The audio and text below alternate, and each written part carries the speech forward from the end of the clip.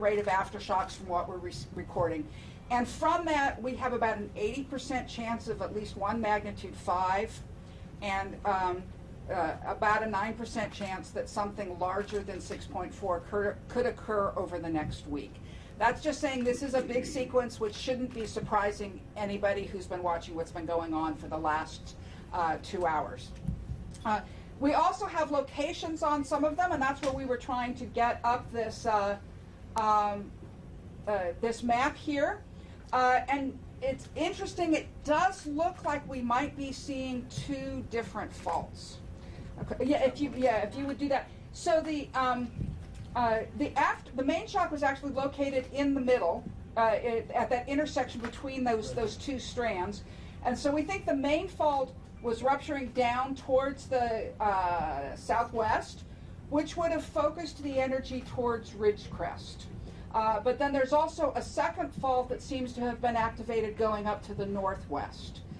Again, this area, that's not completely surprising. Look at those little black lines in there. There's a bunch of them. This is an area with a lot of little faults that in a rather complex area moving apart. It does suggest that Ridgecrest was particularly hard hit. We have reports from California Office of Emergency Services that there seem to be a couple of structure fires going on in Ridgecrest, and they're responding to them.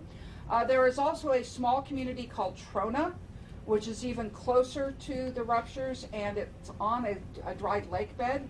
We do not have any communication with them yet. They would be a place that potentially there's significant damage.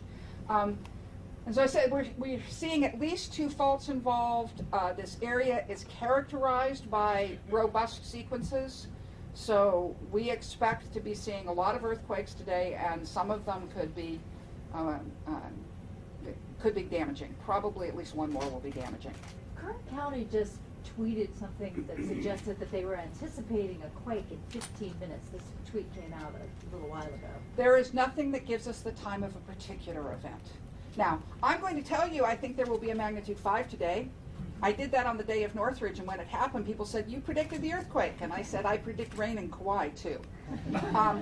This is the same situation. When the probabilities are this high, you know, then you can say, yes, there'll probably be a magnitude 5 today, but it's not the time of any particular event. There's nothing. If somebody's giving out a time of a particular event, they're not basing it on science. Okay? That's probably what we've really got about the aftershocks. We said we don't yet have, the geologists haven't yet gotten out, so we don't have a report yet on that. Actually, you did mention you're seeing this kind of conjugate. Oh, that's true. Well, besides, did you just notice 2 aftershocks showed up? I just saw the 2 extra red dots that showed up here. This type of, yes, conjugate behavior is relatively common. Back in 1987, we had 2 magnitude 6s on conjugate faults. The Landers earthquake with Big Bear. The Big Bear was a little more separated from it, but was the same type of conjugate feature. The way the stress works, if I'm pushing in this way, I can move out here, or I can move out here. And so those essentially perpendicular, we call it conjugate faulting, is a common feature. And we'll just have to see. We're only 2 hours into this sequence. We'll have to see how it develops. What about the Tick Alert app? Have you gotten any closer to understanding? Yeah, so I can give an update about that. And there's maybe a little bit of misunderstanding or miscommunication. The system actually worked as designed. So an alert was sent out by the U.S. Geological Survey. The app with the City of LA is set up with various thresholds. The first threshold is a magnitude 5 earthquake or greater in LA County. It will send out an alert. This earthquake was outside of LA County, so it didn't satisfy that condition. The other condition is intensity greater than 4. The intensities in LA were 3 and lower. So the app performed as designed. It's just that the intensity levels were below that threshold that it had been set by the app. So the system actually worked as designed. It's something that we need to look into, though, as to whether maybe that threshold should be lowered or adjusted for future. And just to reiterate, though, there was the level of shaking within the city of LA area was not damaging. So in that sense, the app was worked as designed. If it had worked as, with the levels set correctly, or Well, they were not set correctly, but lower. levels set Lower. differently, Yes. what would we have seen on the app? What Yeah, would people have seen? so for example, if it had been 3, and then Intensity 3. intensity 3, or then people would have got notification to expect shaking. I don't know the exact wording on the app, but there would have been a significant About 45 seconds. number, 45 seconds before the shaking actually arrived. So the alert would have worked beautifully in that sense. But again, the shaking levels would not have been damaging. Certainly it would have been great, to kind of know ahead of time. Does it have sound, or is it just like a text? What is it? I'm actually not sure. The It's- threshold is set high enough, it's never gone off on my computer, Yeah. on my phone, so I'm not completely sure. I think they may be using something, well, they were gonna be using a chiming alert that's used in Japan, but there was Yeah. I'm not sure which one they ended up using. Yeah. And So- I'm guessing the issue to not lower the levels is simply because you don't want to start getting so many alerts that people don't pay attention when they get them. Right, and this is something that's actually been Could you studied. explain that, so Yeah. for people who didn't hear that question? Okay, so just to repeat, the question was, the reason why potentially that the alert level isn't set lower is so that you don't have a large number of alerts with minimal shaking. And that is correct, and this is a subjective judgment. And so in designing the app, you have to make a decision on that. There's actually been a fair amount of research looking into this in other places like Japan and Mexico. And there's some sense that people don't mind getting an alert even if the shaking is not that severe. And which would have been the case here if it had been set to intensity 3. So this is something that maybe we need to, again, maybe needs to be looked at, tweaked on the system. Yes. No, sorry. Just to clarify, because there had been some talk about 2 earthquakes today, so if you could just Yeah. run through Okay. that. There have been hundreds of earthquakes today. Yeah. For a while, the website showed 2 magnitude 6.4s. So the way the system works is there's a lot of us recording earthquakes around the world, especially, and we have a system that if somebody else puts up an alert, and there's always the chance that the Great Pasadena earthquake means that we aren't giving out anything, so you want to have somebody else be able to say it if we're not here. And so there's a system to try and negotiate that. There was a warning, we think it was from the Tsunami Warning Center actually, and the timing, usually the system can recognize they're the same earthquake. If one of the systems gets the time a little off, then they look like different earthquakes, and the automatic system allows it to go in. So for a short time, there were 2 alerts, one from us, one from the Tsunami Warning Center, and when we recognized that it was there, we went in and cleaned it up. Yeah. That was not getting rid of an earthquake. By the way, I've heard the conspiracy theorists about that.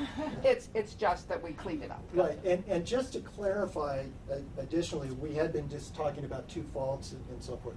Right. That's still the case. That's not this two Right. earthquake issue. Does the second fault have a name? We got Little Lake and. We're not until we get a geologist on the ground. Yeah. Occasionally there are reports about faults that we did not know about. We know a lot of faults in this area. I mean, just if you look again at the picture, somehow Which just disappeared on us. If we could maybe just reload the page, I would guess. But look up in that area. There's lots of little marks on it's one of the areas with a dense distribution of mapped faults. So before I'm going to talk about an unknown fault, I need a geologist to say how does this line up with the ones we know about. Is it relevant that there are Not to potential faults? us. People, I think it's a psychological issue. If it's an unknown fault, my God, then we didn't know, and makes it scarier. The reality is we have a lot of little faults that never get names because they're too small until you get an earthquake. we lost our earthquake. Was this one particularly strong for that area? This earthquake is the largest in the Little Lake area in the last century. But in general, the Owens Valley, the sort of geologic structures up there, have had a lot of earthquakes like this. There was actually a 7.5 in 1872 that ran through, it was usually called the Independence earthquake, or sometimes just the Owens Valley earthquake. Mammoth historically has had dozens of magnitude 6s. So as a geologist, I'll say that area, largest earthquake in 100 years. Does that make it unusual? No. From geology, we really need to know, we need to look at millennia to say what's standard. Once geologists are there, how long does it take them to gather information? Well, we're waiting for the picture to show up. I mean, they'll take a picture and send it to us and go, look, there's the fault offset. Yeah. There's one level at which it's simple. The geologists, presuming there are fault offsets, will probably be mapping it in detail over the next month. Okay. Are they in trucks or helicopters or Trucks. who's And we don't looking have for we don't have enough money to send helicopters. They're in trucks. Private The National jets. Guard does. I really don't know how you guys do this. Yeah, no, not the geologists. Look at our budget sometime. Yeah, yeah. So But they're en route. they are en route, and as soon as we have information, regarding fault offsets or anything like that, we'll provide it. Hopefully within the next briefing or so. And since we don't have any pictures yet, can you again sort of illustrate what that's going to look like? What a seismologist would want to take a photo of? Yeah, well, yeah, so we're speculating a little bit here in that we don't, You think? we don't know yet if this fault actually ruptured to the ground surface. And it's magnitude 6.4s in California sometimes break all the way to the ground surface and sometimes don't. So until we actually have some definitive information, if it did break up to the ground surface, what we should see is where two sides of the rock or two sides of the ground that were close together have slid horizontally relative to each other. And there may be some vertical displacements as well, but given the information that we have recorded, the seismographs, it looks like the offset on the fault, if it has broken to the surface, will be that horizontal strike slip motion. How does that information help you? What does it? Well, obviously, if in terms of damage, if you have a pipeline or a structure that straddles that fault and it moves sideways, that could be very devastating. I don't know if that's the case here again. Also, in terms of the ground shaking that was experienced in the Ridgecrest area, Lucy was talking before about how the earthquake started off to the northeast and propagated to the southwest towards Ridgecrest. With this type of horizontal motion, that can actually be amplified. Again, until we actually get some definitive information from some folks there, I can't be sure about that, but it is a possibility. Also, we now do a better job of correlating what we get from our instruments with what is recorded in the ground. It used to be we needed the geologist in the field to tell us what happened on the fault. And in fact, the details, we get more details by walking down that fault than we'll ever get from an instrument. Over many years of recording them and comparing them, we have a guess that that magnitude 6.4 is partially a statement of how much slip happened, how much one side with respect to the other, and at that magnitude, with this fault length, it's on the order, it's under a meter, but a half a meter to a couple feet. So it's potentially a pretty big offset. The question is whether it's confined at depth or whether it made it up to the surface. And there have been hypotheses that if it comes to the surface, you get a different shaking pattern than if it doesn't. And not everyone agrees with that hypothesis, and so that's an interesting piece of scientific testing that can go on because of it. Well, what's your knowledge of this fault in terms of how deep it is? Faults, most faults, we don't, right? If it is, because we don't even know what fault it is yet, right? If it is the Little Lake fault, that fault is mapped at the surface. That means that some previous earthquake it has come through to the surface. Most earthquakes begin about 5 to 10 miles below the surface. It's difficult to get a big earthquake to start up close to the surface. There's not enough confining pressure. By the way, if a fault could open up, you can't have an earthquake, right? Because the earthquake is shaking, just like snapping your fingers. Try snapping your fingers when they've opened up. You don't make a sound, right? And that's, if the fault opens up, you wouldn't be producing any shaking. And at the surface, it's not as confined. So the earthquakes happen deeper down. So most faults in California extend at least from if we map it at the surface, it probably goes at least 10 miles down and probably more than that. And it's just as it gets deeper down, it behaves differently. There's a lot of ancient volcanic history out of Little Lake, correct? But Little Lake is a volcanic region. There are some active volcanics. Right. There's a cinder cone, I know. Yeah, well, and the China Lake Weapons Center runs a Yeah. geothermal plant there. So there's magma at depth. There's molten rock at depth, which has been used to tap for geothermal energy. So it's a potentially volcanic area. What did you say was your prediction of the likelihood of a quake above 6.4? 9%. 9%. Okay. And over the next week. Over the next And if we get through a day, then it'll be a lot lower. Okay. It's not an even thing over the week. The most likely time is right now. And as we see, actually, well, we aren't at the moment. Okay. I got it up on. Okay. The rate of aftershocks is substantially lower now than it was in the first briefing, right? So these things do die off really quickly with time. Any other questions? Wrap it up. Thank you. Back at 1:30 or 2? Let's at 2 o'clock at this Yeah. point. We'll come back and see if we have some more information. Just super quickly, sorry. You mentioned the China Lake Naval Weapons Station, and you've been saying damage is probably highest in the Ridgecrest and China Lake area. Are you hearing of any damage at that Naval Weapons Station? Remember, damage does not get reported to us. Right. We had a phone call with OES, who the only thing they told us was about structure fires in Ridgecrest. Okay, and I heard about a water main break in San Bernardino. Any idea if that's related? That's it could be improbable, but it must have, if it did, it was already in bad shape. Yeah, well, it's San Bernardino, it's old. No.